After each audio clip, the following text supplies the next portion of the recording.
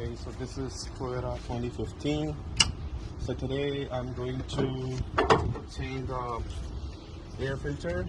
So for 2015 to 2020, 5 years, we have the same thing. All you need to do, don't pay too much to your mechanic, and don't pay too much to your, for labor. So all you gotta do, I just recommended this. This one is best. This is only $22, maybe $20 or $22.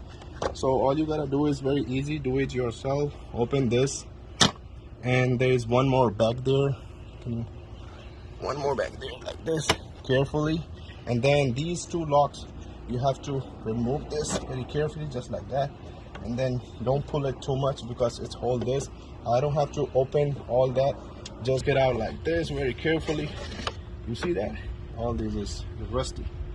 It's rusty. So that's why I change this.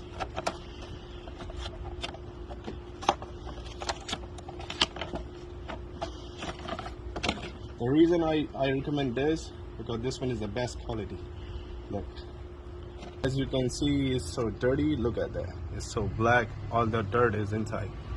So I'm gonna change this very carefully. Don't pull it up too much. Fix it, and then lock this, and then the back side. This is it.